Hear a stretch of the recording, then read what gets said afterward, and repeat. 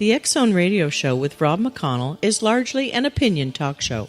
All opinions, comments, or statements of fact expressed by Rob McConnell's guests are strictly their own and are not to be construed as those of the X-Zone Radio Show or endorsed in any manner by Rob McConnell, rel-mar McConnell Media Company, the X-Zone Broadcast Network, its affiliated networks, stations, employees, or advertisers.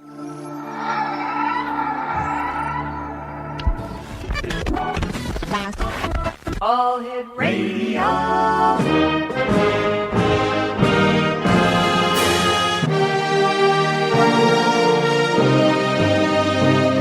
Welcome to the X Zone, a place where fact is fiction and fiction is reality. Now, here's your host, Rob McConnell.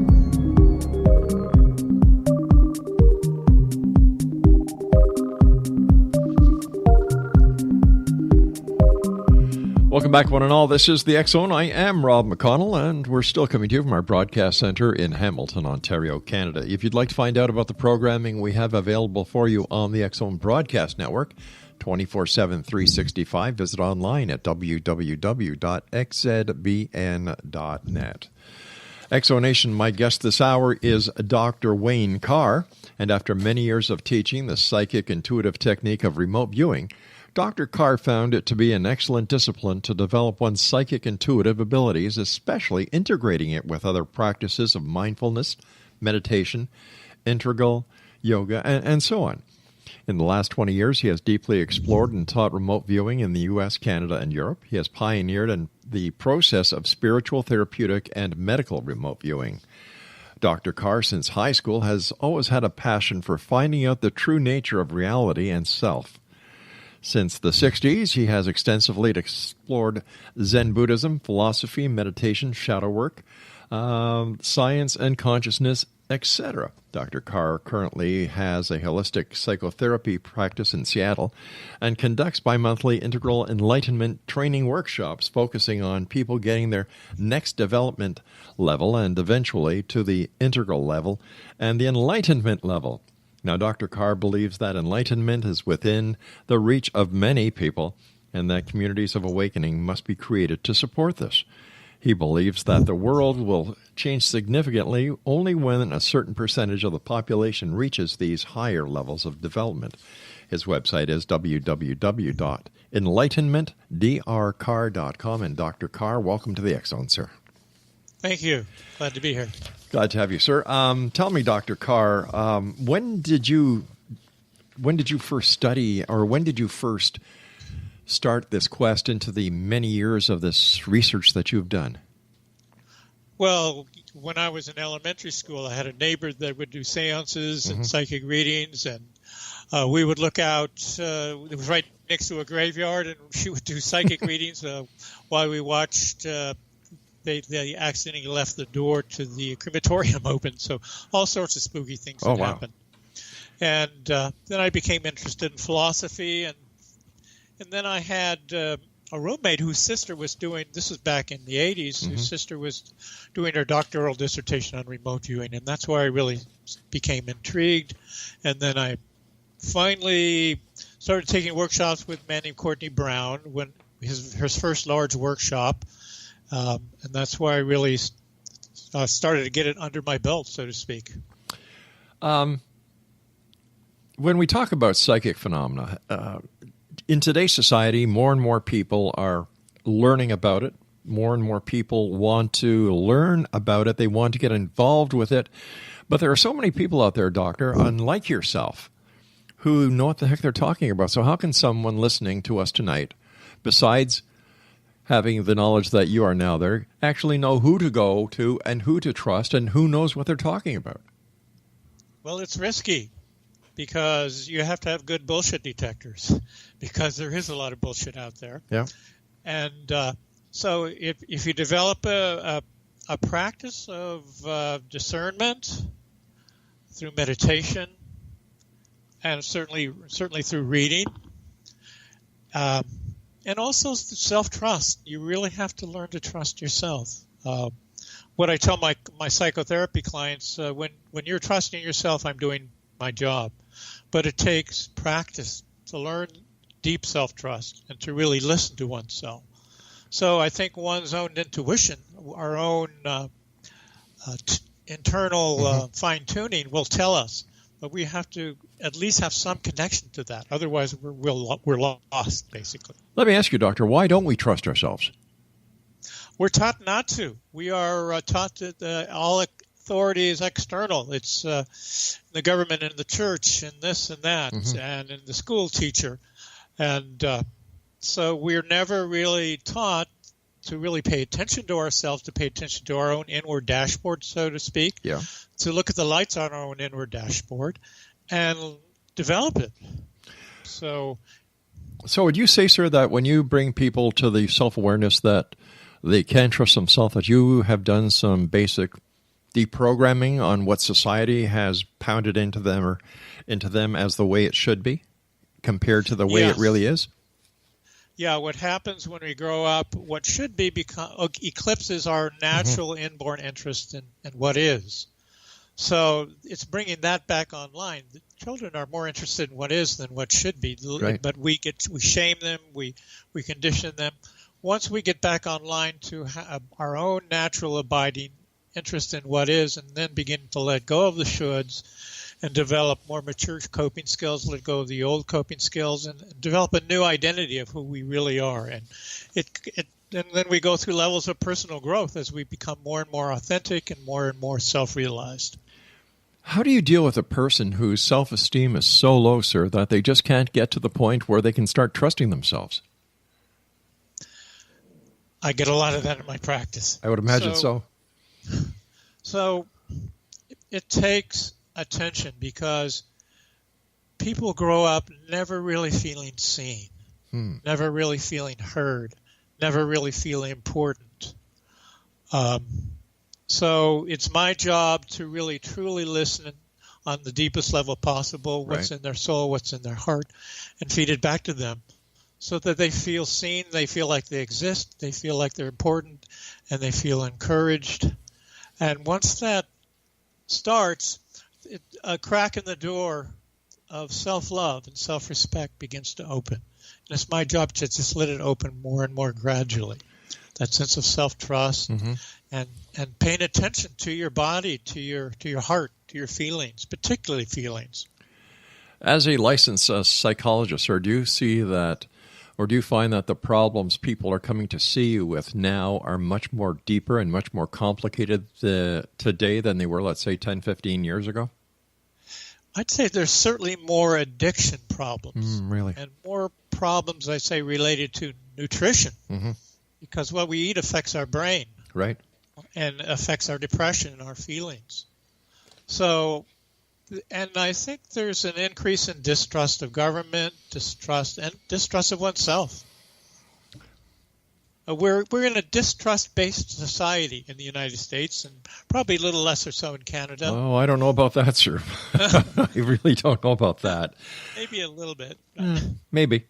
So it's my job to develop trust within oneself and also trust within the family, to develop trust-based systems, trust-based educational systems. So, would I be safe in saying that because of the society we live in now, that the disruption of the family unit or the severing of the family unit is playing a major role in some of the problems that you're seeing? Oh, absolutely, particularly with fathers. There's a book called Fatherless America that, 40% roughly of American families do not have fathers present. Oh, gosh. That is a huge wound that men have to grow up with, and so men are not getting what they need. Women less so, but girls tend to be surpassing men in every aspect of life now.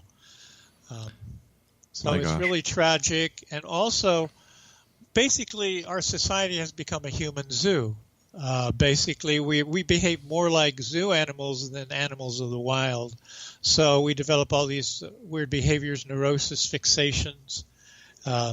And we also have this need for tribe, which we don't get now. And Facebook doesn't make it.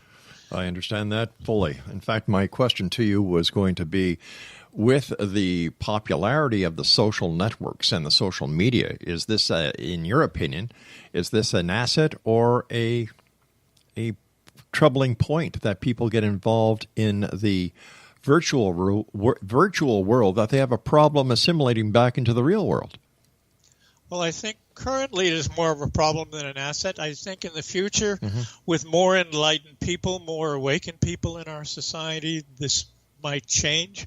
But right now, there's, I think it's called the Hikimaro, there's like 1 million to 500,000 Japanese boys who never leave their room. And I'm sure that same phenomenon is going on in Canada and the U.S. that are so addicted to the digital world that it's like, why go outside? And they just stay in their room, and they don't learn social skills.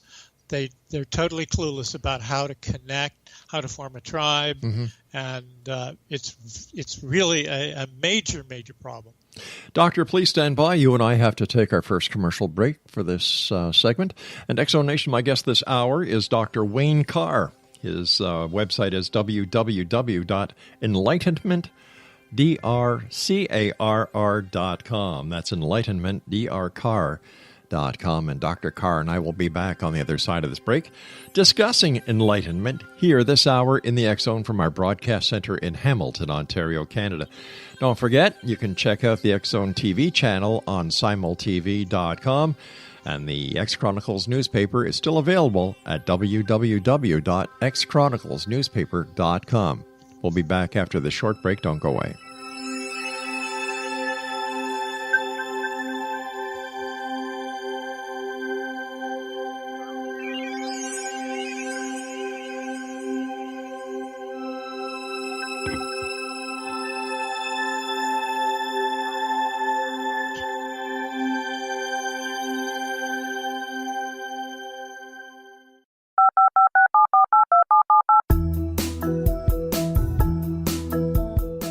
Did you know that when you're on the road with limited data or Wi-Fi, you can still listen to the X-Zone radio show with Rob McConnell, The Science of Magic with Gwilda Wiyaka, X-1, Dimension X, Space Patrol, and every minute of the X-Zone broadcast network by calling 213-401-0080, courtesy of Audio Now.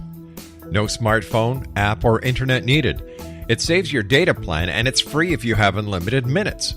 Call 213-401-0080 to listen on any phone, anytime, anywhere. Remember, 213-401-0080 for the best of the paranormal, parapsychology, and sci-fi radio programming anywhere, 24/7, 365. You have heard of the X Zone? Now watch it on Simul TV, plus 500 video games, live TV channels, free video on demand, worldwide, and more. Does this sound like tomorrow's television? Well, it is, but you can have it today, right now. It is Simul TV. Simul TV offers what the others only wish they could provide. 15 exclusive channels like X-Zone, Sci-Fi, and Horror.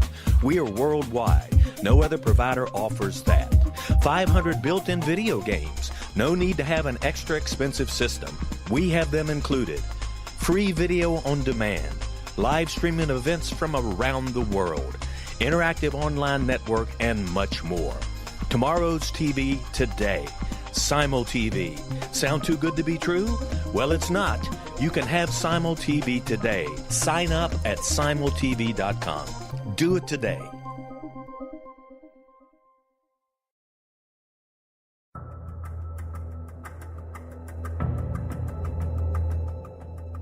Modern Esoteric, Beyond Our Senses by Brad Olson, consummates the lifology story about where humanity originates. It is the lost continents, the primitive wisdom, the mythos of creation, and the rethinking of ancient history as we are taught in academia. There is much more to the story than what we have been told. As this is the first book in the Esoteric series, Modern Esoteric starts at the beginning of time and accelerates up to this modern age. Future Esoteric is book 2 in the series and takes a forward-looking position ahead of today with an open and honest examination of the ET issue and various unexplained phenomena. To discover the writings of author Brad Olson, visit www.bradolson.com. That's www.bradolson.com.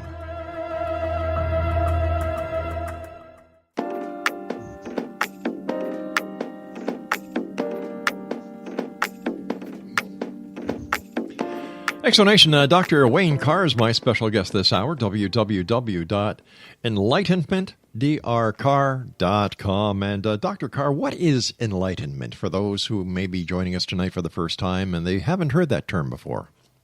Okay. Well, my first response is yikes. Mine too, but we must be careful. Well, certainly there are many wisdom traditions where the ultimate state is the state of enlightenment, and it's also could be considered a stage and a state, but it's being fully awake.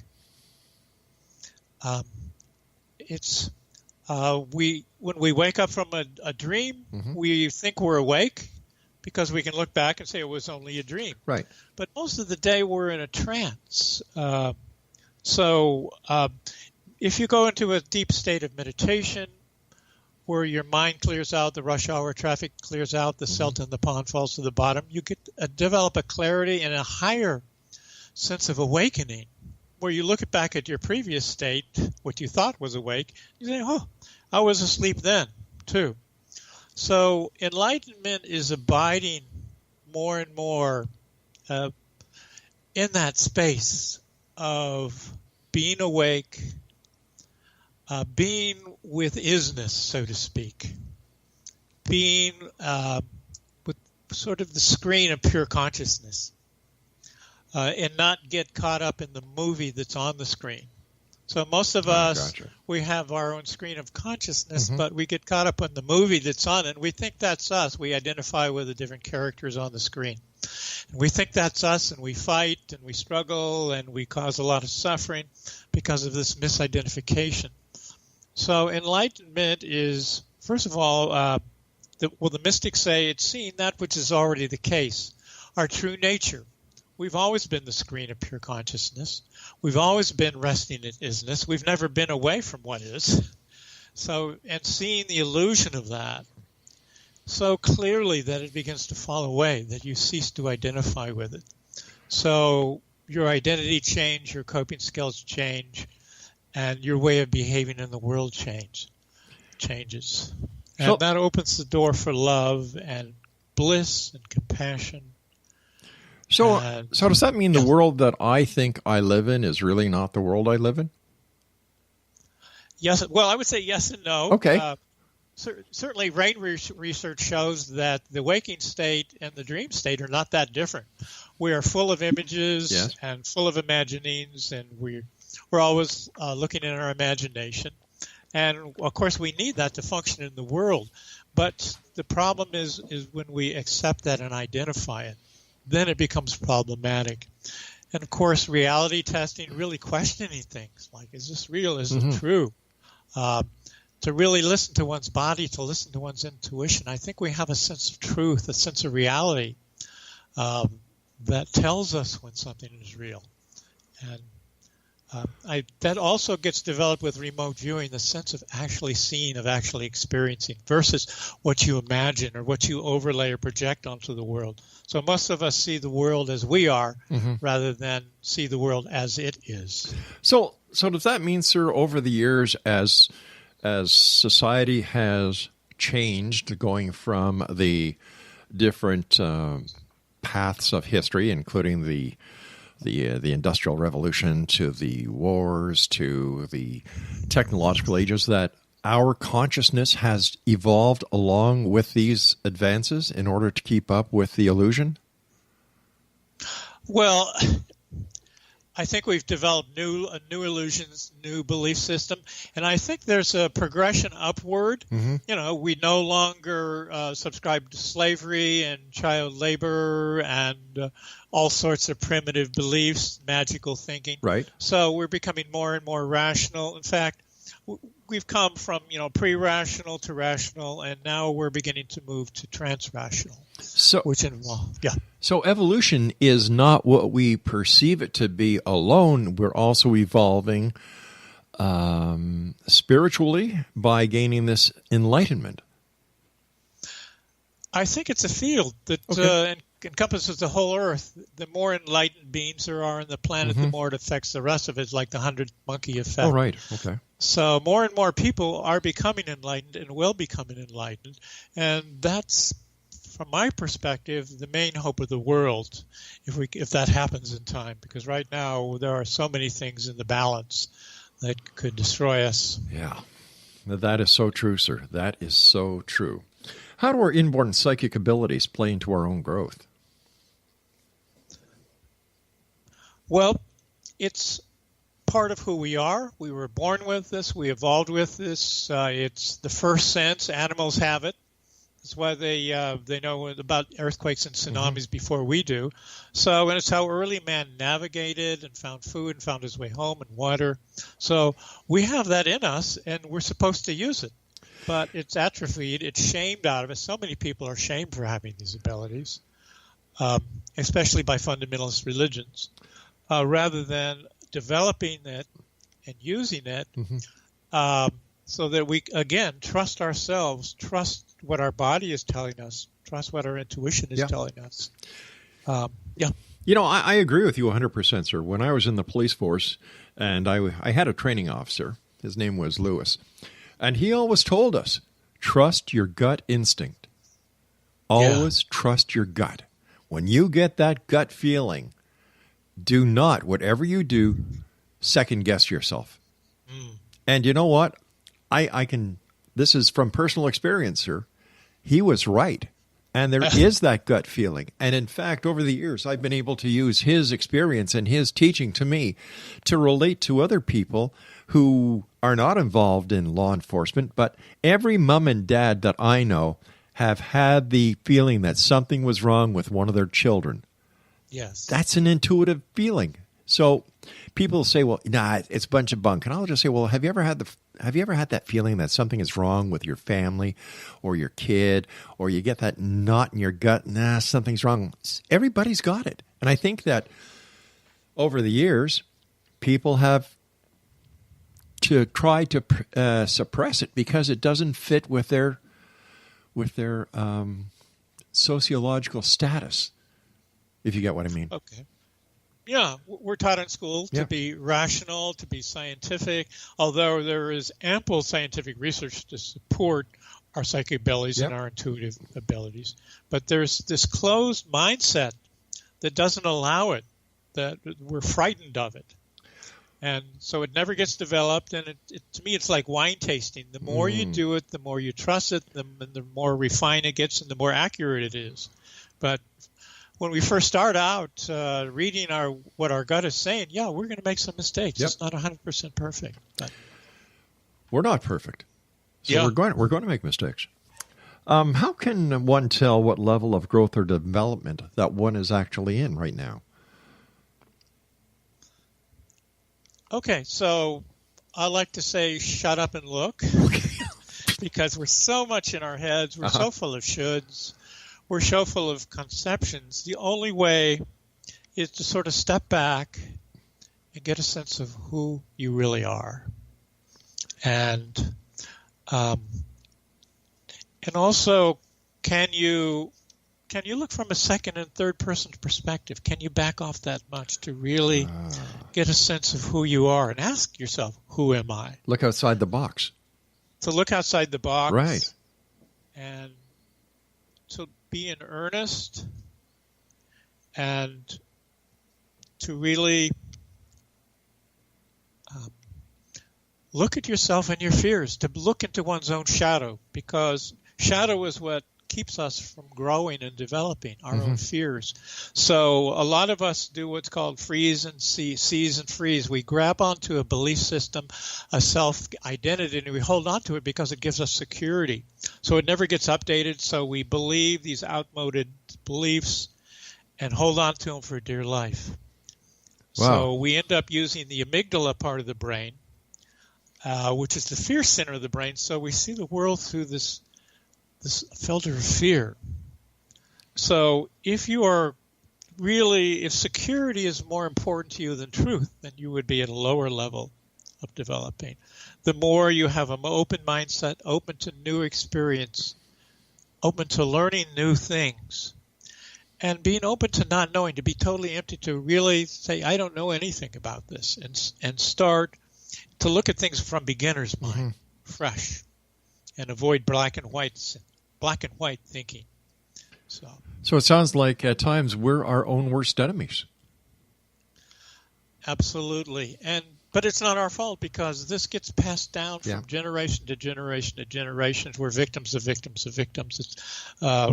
It's called the emotional plague by some people. And it's really a tragedy that we live in this human zoo where we don't take care of ourselves, we're obese, we don't eat right, we don't take care of ourselves. We take better care of our cars than we do ourselves. We do, yeah. Doctor, please stand by. You and I have to take our news break at the bottom of the hour. And Exonation, my guest this hour is Dr. Wayne Carr. His website is www.enlightenment.com. That's www.enlightenment.com. And Dr. Carr and I will be back on the other side of this break as we continue here in the X Zone from our broadcast center in beautiful Hamilton, Ontario, Canada. And don't forget, X Zone Nation, you can listen to the X Zone broadcast network 24/7, 365 by going to www.xzbn.net. And one more pitch for the good old X Chronicles newspaper at www.xchroniclesnewspaper.com. It's online. The new issue is up there, 92 full-color pages. And we've been publishing that newspaper monthly since 1991. We'll be back on the other side of this break with our guest, Dr. Wayne Carr. Don't go away.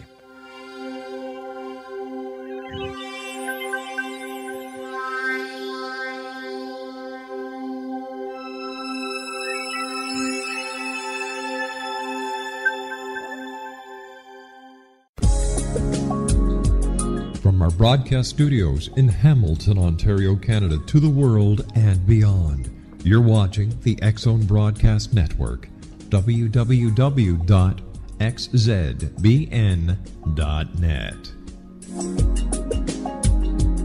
AVS Media Demo.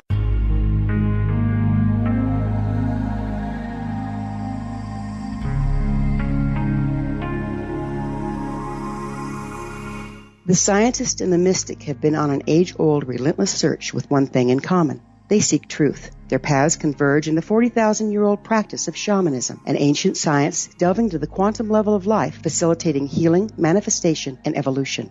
I'm Gwilda Wiyaka, the founder and director of Path Home Shamanic Arts School, a unique Colorado State-certified occupational school, training shamanic practitioners and teachers. We also provide classes for empowering personal lives through shamanism. Our certification classes are in week-long segments enabling international participation, and online classes and long-distance shamanic healing sessions are available. Come discover the science of magic in the limitless world of shamanism. www.findyourpathhome.com.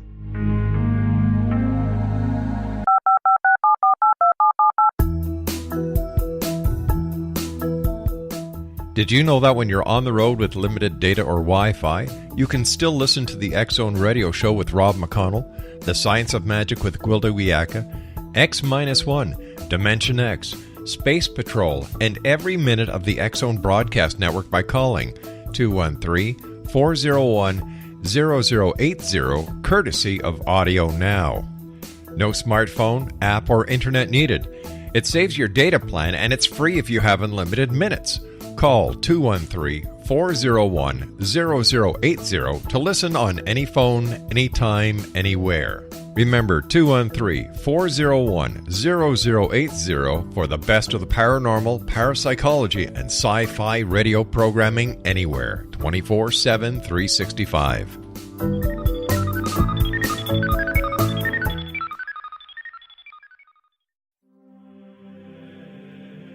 Rob McConnell here, presenting an overview for Nicholas Paul Jennings, author of a fascinating book, Amen.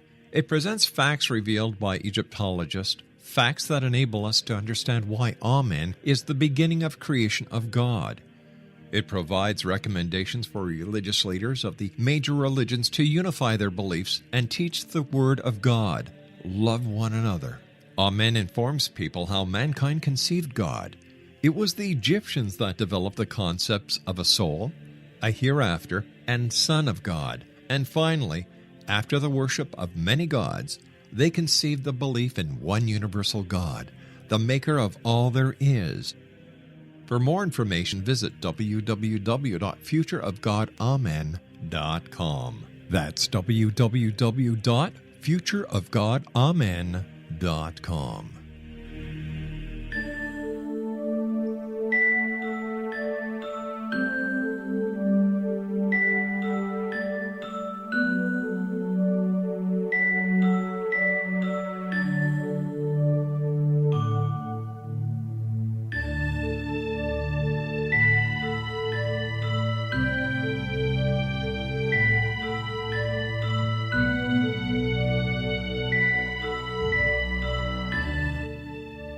Exonation, Dr. Wayne Carr is our guest this hour. www.enlightenmentdrcarr.com. We were talking earlier, Dr. Carr, about how one needs to trust themselves. And with all the misinformation that is being spewed at people 24/7, 365 by the media as well as the information online, how can people best protect themselves from getting trapped in the media frenzies? First thing that comes to mind is a serious practice of meditation. And I would suggest starting like 5 minutes a day, just sitting, letting your mind come to rest. It's like a pendulum coming to rest. Your mind already knows how to meditate. So if you let it come to rest, it'll start becoming more clear and more discerning. And you'll be able to discern bullshit, illusions. You'll be much less likely to be caught up in beliefs. And then you'll start developing more and more self-trust. The thing is, we lose touch with our dashboard, which tells us about our body, tells us about what we want, what we think, what we need, our biological needs. So there's a saying which I like. It's the simplest formula for living. Live life according to what you notice. And if you can do that, then you're much less likely to get caught up in the bullshit. The other thing is we have the emotion or the sense of disgust. Something we've evolved for millions of years to tell us what is toxic for us, what we can't stomach. But we learn to anesthetize that, to numb that out, because we get stuff shoved down our throat in school by our parents and by all the stuff we eat. So we numb that. So we lose our ability to discern. So it's so important to be able to listen to that. Like, this doesn't feel right. This feels toxic, and not run away from it. All right. That makes a lot of sense. That really does. How can one integrate one's abilities and the parts of oneself? You know, it seems that is this supposed to work like a yin and a yang? Well, I think part of growing up, part of growth, I mean, life grows. We all grow. We all have an impulse to grow. We all have an impulse to evolve. And unfortunately, we lose touch with that. I like the saying from Bob Dylan, those who aren't busy born are busy dying. So, and part of this growth process is to integrate the different parts of ourselves, particularly stuff from our shadow, the parts that got left behind. So shadow is the parts of ourselves that we hide, repress, or deny, or anesthetize, that we need. So growing up, we learned we couldn't be certain ways in order to be loved. We can only be certain ways. So integration means paying attention to that which we lost, to reassemble, so that all the different parts of ourselves find their rightful place at the table. And I'll say that again, it's so important in integration that all parts of ourselves find their rightful place at the table. But some parts try to do the work of the other parts, like the head tries to do the work of the heart, which happens with so many people. They think they can think their way out of things, and they lose touch with their feelings. So integration is about paying attention to what wants to be integrated, that we are self-healing, self-integrating organisms, and that we need to integrate the reptilian brain with the primate brain and the human brain. We all have all three brains within us, but we think if we just live in the cortex or the upper part of the brain that we're going to be okay. No, who we really are is way, way deep down into the brain, into the limbic system of the brain, the primate brain and the reptilian brain. So it's learning to bring that back online and to fully feel, to fully self-regulate. And by doing that, we can begin to heal. What is the reptilian brain, sir? Okay, it's the brain stem in the lower part of the brain that has to do with, fight or flight, aggression, protection, emergencies. It also self-regulates us, once we run from the lion, so to speak, and back in our caves. And it also helps restore us and catch our breath and normalize and heal us. So that's the more of the reptilian brain. And we need that because our instincts are there. And also our psychic abilities are there also, too. So we need to honor that rather than transcend and exclude it. We need to include it in our development and integrate it even more. But how do we do this? I can understand how one must, work the different levels and how one must look at oneself from outside and look at the man in the mirror, as Michael Jackson sang about. Yeah. But if you're living in an environment that won't allow that change, for example, if we have young people listening to us tonight and they can associate with everything you're saying, but they're living at home and the problem isn't how they perceive life, that they want to change, but they're living in such a paradox that they cannot make those changes completely, and yet they want to make those changes so badly. They want it. They want to. It must be very frustrating for these people. And what can we do? What can they do? Well, first of all, environment is important. There's a lot of spiritual ideas that say, it all has to come from within. No, environment is equally important. So if you're in a shitty, crappy environment and that's toxic for you and you're a developing boy or girl, it's going to be really hard. So you need to hang around enlightened people. You need to have therapy. You need to find teachers that you really resonate with. And you need to listen to your own internal discontent. There's something called creative discontent. To listen to that, to say, this is not enough. I need more. Right. And, of course, growing up, you can't say, well, I'm going to get new parents. You can't do it. So you have to end up repressing it.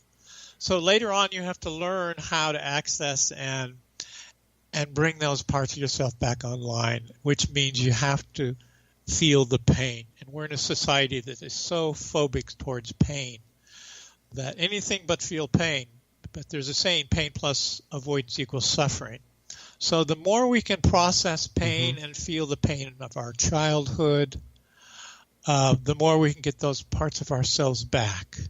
But we need support. That's why we need a tribe. We need some kind of group or support network to help us do that. To bring that back online. Otherwise, it's nearly impossible. Is that why there are people who basically live in separate worlds at one time? The world of reality, they just can't cope, so they create their own inner world of illusion? Yeah. And I think we all do that. I think it's just a matter of degree. So the people who do it in extreme cases, they become schizophrenic or delusional. But we're all delusional. It's just a matter of degree because we all buy and swallow the stuff that we shove down our throat. So, again, the importance is to wake up. What is mindfulness and why is it important?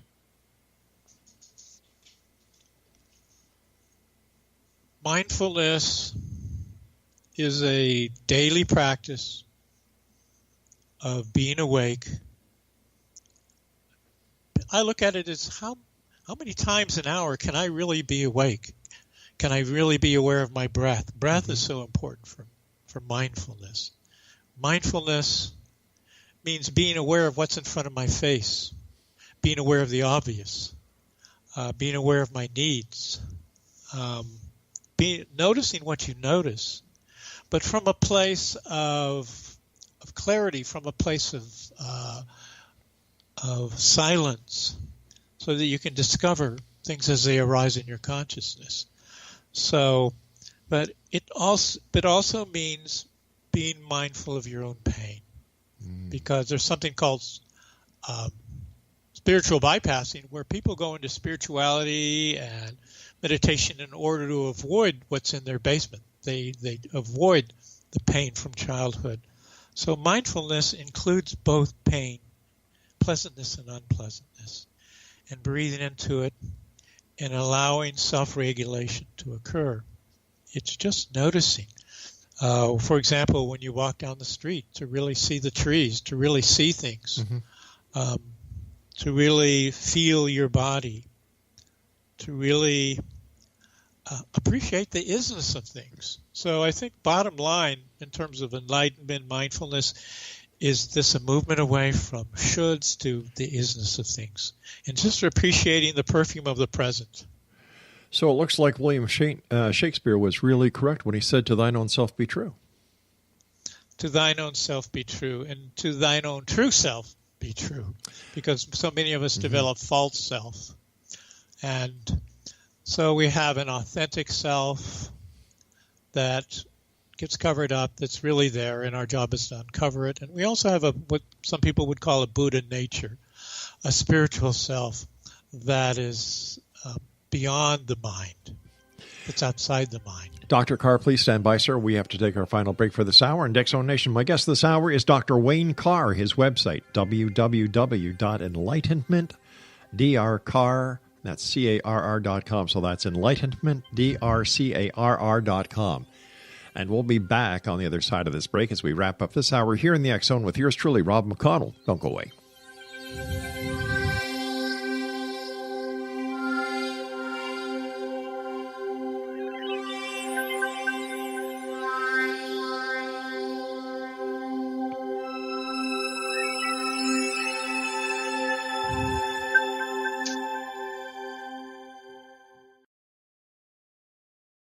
You have heard of the X-Zone? Now watch it on Simul TV, plus 500 video games, live TV channels, free video on demand, worldwide, and more.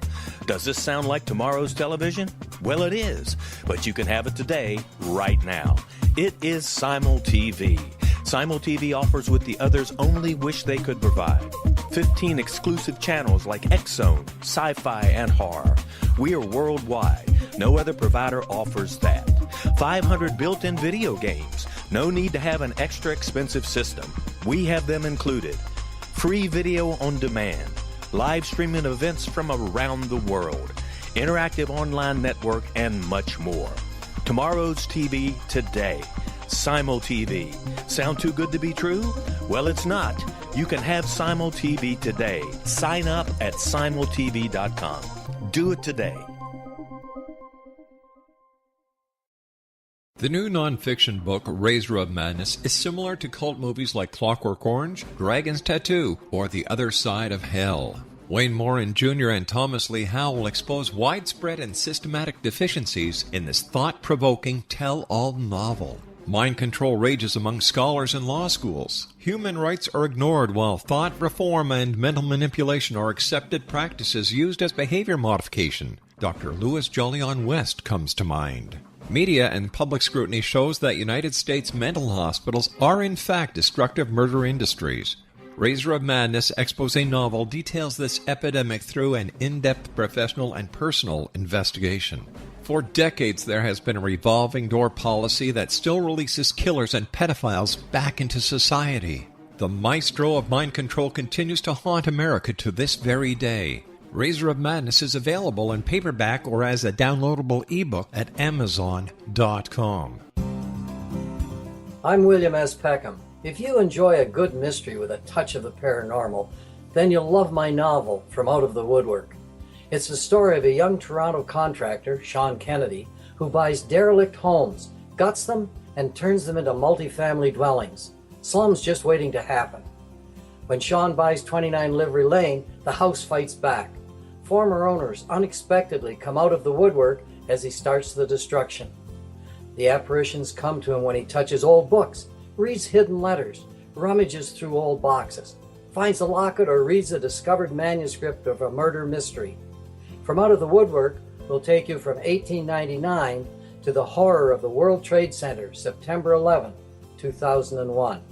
Check out From Out of the Woodwork on my website, www.williamspeckham.com.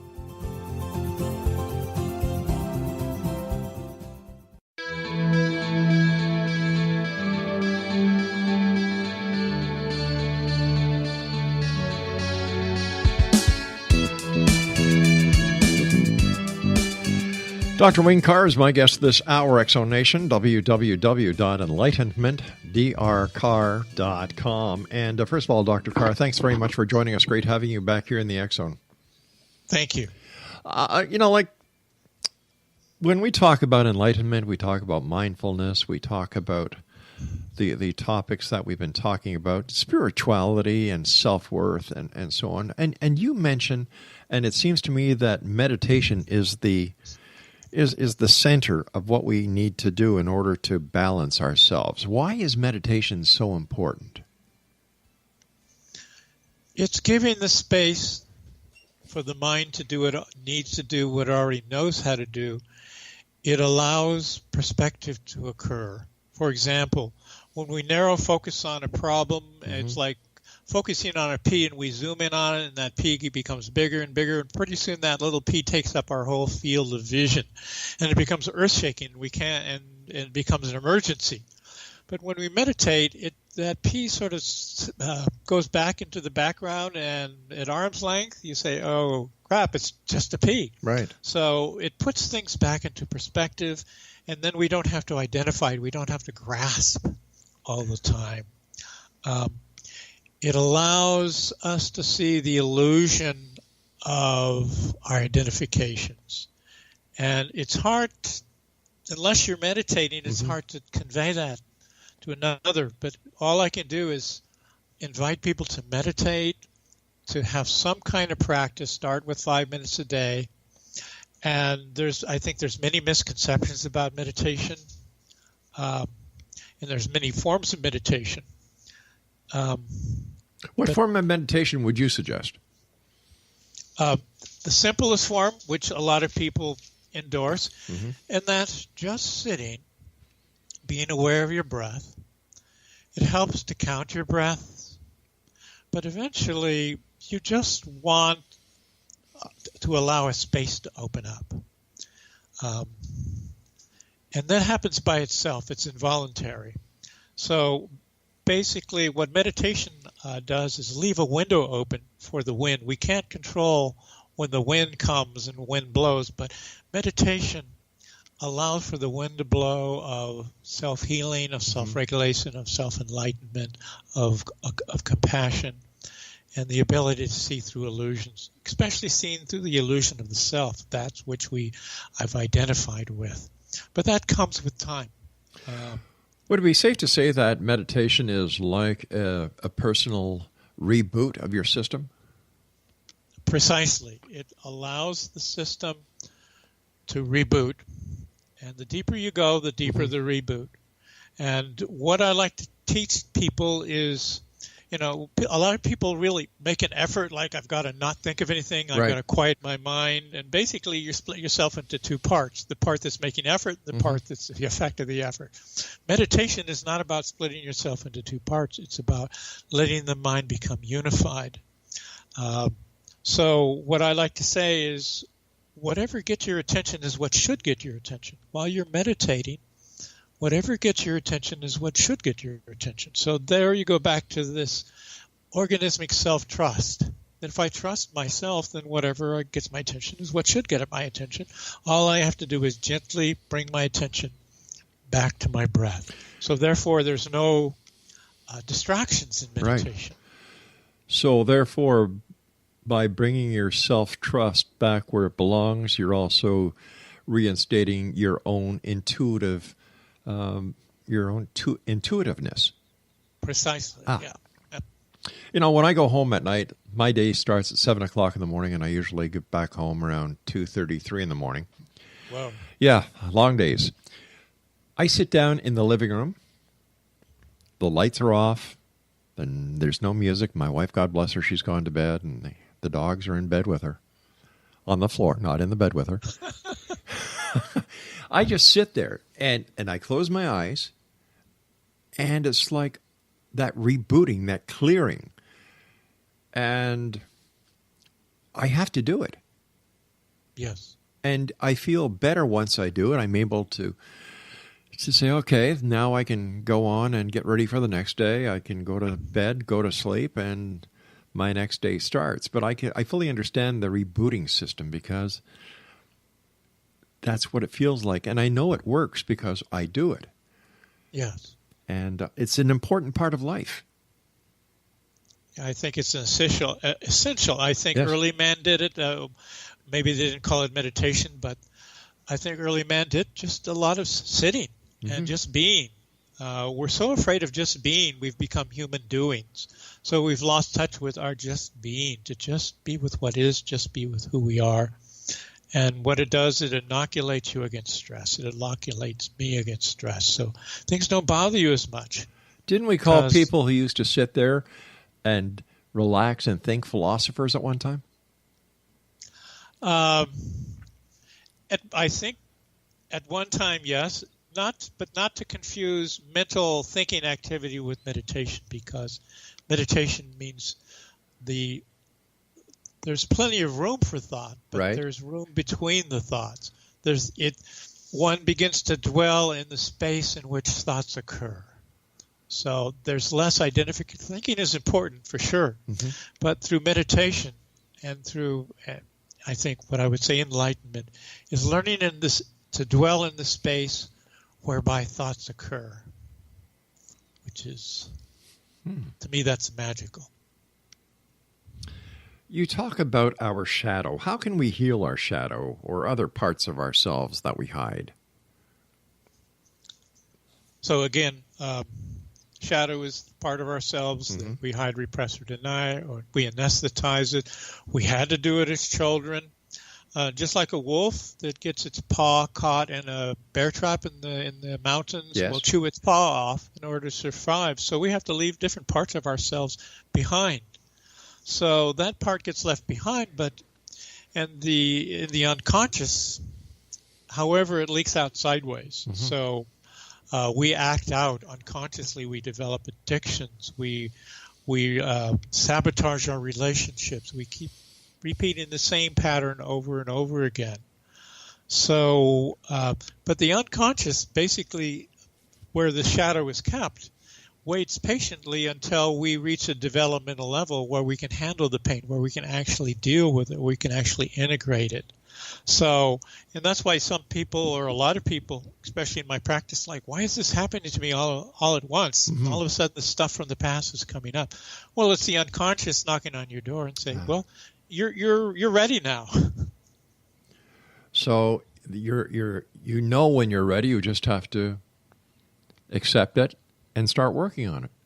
And be willing to not be phobic of pain. Get the support, because some of that stuff is so unbearably painful that we need somebody else to hold our hand while we bear the unbearable. But there's a lot of stuff laid down there in the primitive nervous system waiting to be felt. I believe what you can feel, you can heal. What you can feel, you can heal. So, but if we avoid our feelings, if we rationalize it, if we just run away into a belief system or this and that, anything but feel our feelings, then we never get to grow up. We never get to develop mature coping skills. We never get to develop a mature identity. We've got about 2 minutes left, Dr. Carr. Okay. What are some practical things that one can do to wake up and grow up? Commitment, earnestness. You have to be earnest about waking up and growing up. You have to value waking up more than security. And a lot of people don't. They choose to be safe, so that's their choice. But life usually kicks their ass over and over again until they begin to wake up or die. So earnestness of intention, commitment, and to learn to love truth, to really be willing to see others and be seen, and also to have fun. Because I like the IFI club, which stands for if it isn't fun, F it. Now that is unique. That is unique. We'll have to write that down as a Carrism. So there's also the saying that when you die, you have to stand before God and account for all the fun you fail to have. So it's about learning to dance. So that's what happens when you become more enlightened. You cease to grasp. You're not grasping the steering wheel so tight, so you can go back into life, be a businessman, be in the marketplace, but you're not. It's a dance more than a struggle, and that's where life starts to become fun. Dr. Carr, first of all, thank you again for coming on the show, sir. Let our listeners know how they can find out more about you as well as the services that you offer. Yes, well, I also have another website, which is psychotherapydrcarr.com, psychotherapydrcarr.com. It's offline right now. It'll be online in a couple of days. And they are certainly welcome to call me. Is it okay if I give out my phone number? Please do, sir, if you'd like to. Okay. Yeah, I don't mind that. I really am for personal contact. It's 425-488-5496.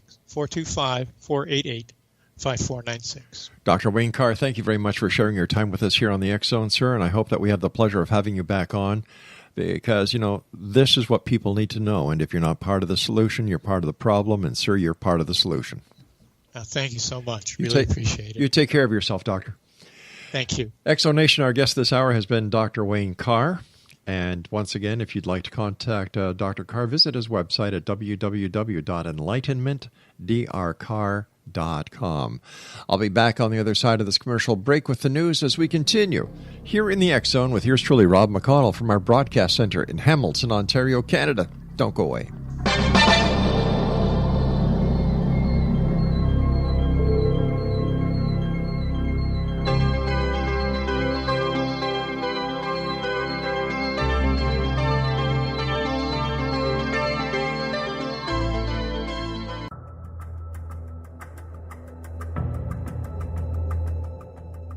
Modern Esoteric, Beyond Our Senses by Brad Olson, consummates the lifeology story about where humanity originates.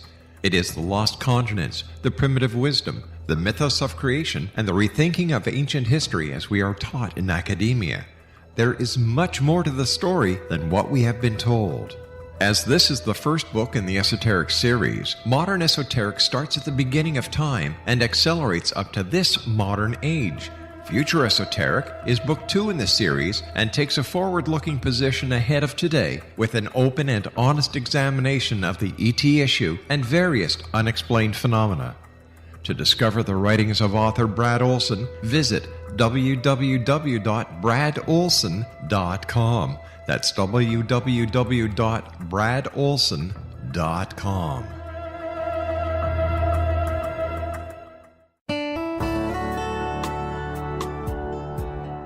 Are you or is someone you know struggling with addictions, depression, anxiety, relationships, low self-esteem, lack of confidence, grief, success, and prosperity? Do you know that your subconscious belief plays a big role in the outcome of your hard work? We can help you permanently change the beliefs that may be the reason for your struggles and failures. We care about getting you the return on your investment and the results you are looking for. We can help you be free of the limitations of your past and in realizing your highest potential. We work with people by phone and Skype. For more information, visit us at www.ritasoman.com. That's www.ritasoman.com.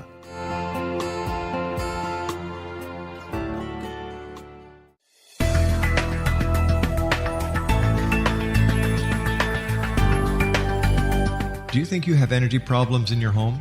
Do you feel better when you're away than when you're home? Joey Korn is a global leader in the world of dowsing who specializes in personal energy clearing and space clearing. He can help you create an ideal energy environment in your home no matter where you live in the world. Learn about his remote spiritual house cleaning services and much more at www.dowsers.com. You can get Joey's book, Dowsing, A Path to Enlightenment, as well as other dowsing books and tools, Kabbalah books, and Walter Russell books. Joey's work is really amazing. Go to dowsers.com right now. That's DOWSERS.com or call 1-877-DOWSING. That's 1-877-369-7464.